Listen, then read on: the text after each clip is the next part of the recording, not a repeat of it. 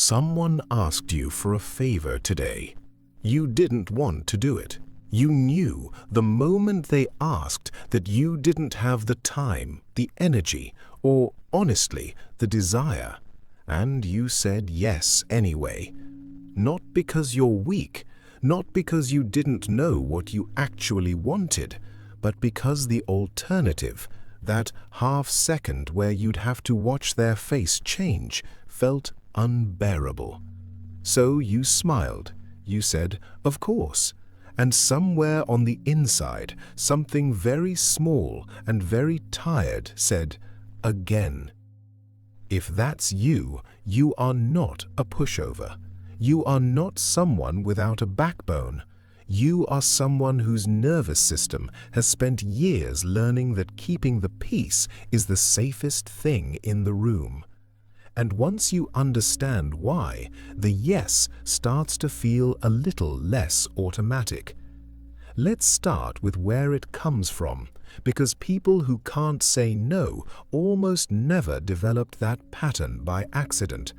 For most of them, it started early, in a home where keeping someone happy was how you stayed safe, where your needs came second so reliably that eventually you stopped noticing them at all, where love felt conditional, available when you were agreeable, withdrawn when you weren't. Psychologists call this Fawn Response. First identified by therapist Pete Walker, the Fawn Response is a survival strategy. Fight, flight, freeze, and fawn.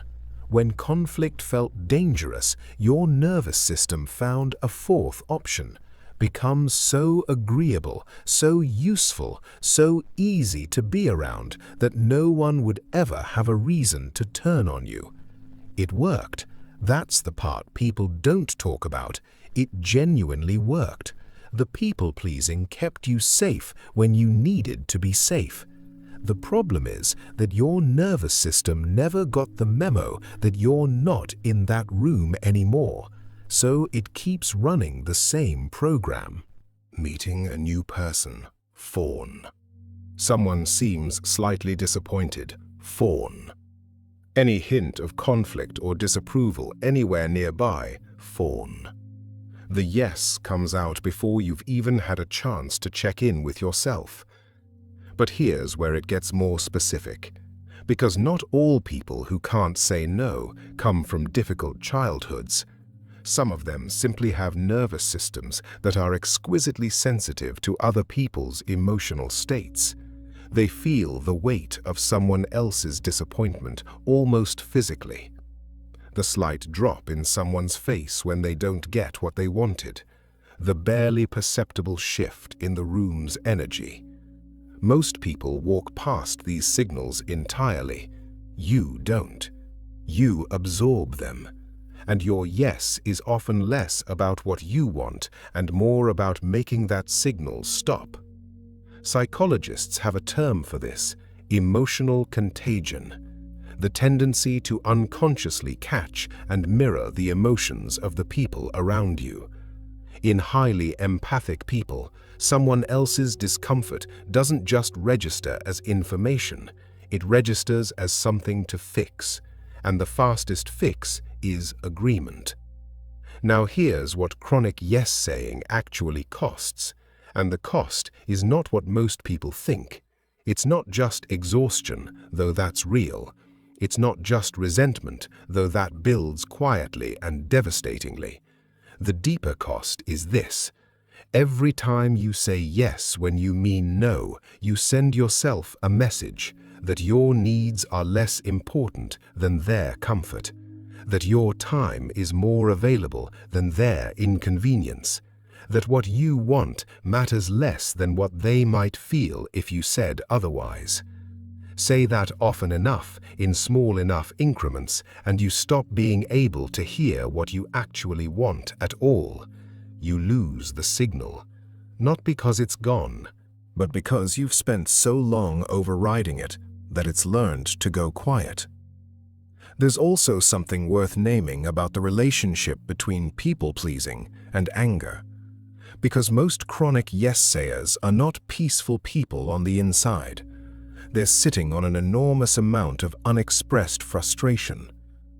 Every yes that should have been a no is a small deposit into an account that no one knows exists, and eventually the account overflows. Sometimes it's a disproportionate reaction to something small. Sometimes it's a slow withdrawal from the people closest to them. Sometimes it's just a bone-deep tiredness that they can't explain and don't know how to name. The anger isn't the problem. The anger is information. It's the signal that a boundary was needed and wasn't there. Now here's the part that's hard to hear. Other people have learned to rely on your yes.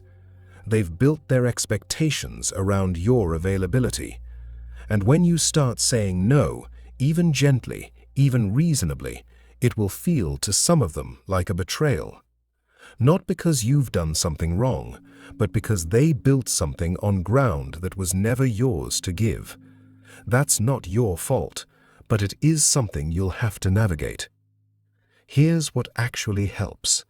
First, create a pause.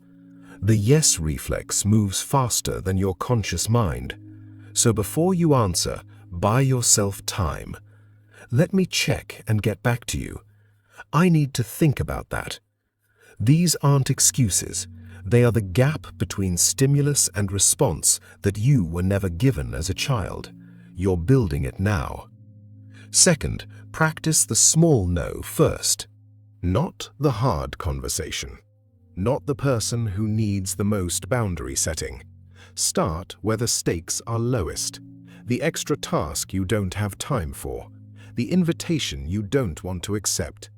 Every small no rewires something. Third, understand that disappointing people is not the same as harming them. This distinction for people who can't say no is enormous. Their nervous system treats these as identical.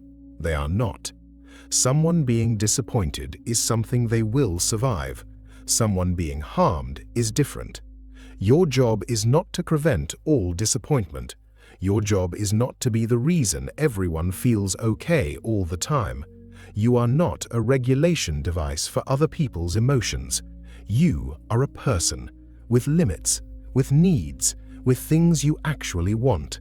And somewhere underneath all the yeses is someone who has a preference, a desire, a direction. That person hasn't disappeared. They've just been waiting very quietly and very patiently for you to finally ask what they want. Start asking. The no will come, and when it does, it won't feel like letting someone down. It will feel like finally showing up for yourself. If this felt like someone handing you permission you've been waiting for, subscribe, because that's exactly what we do here every single week.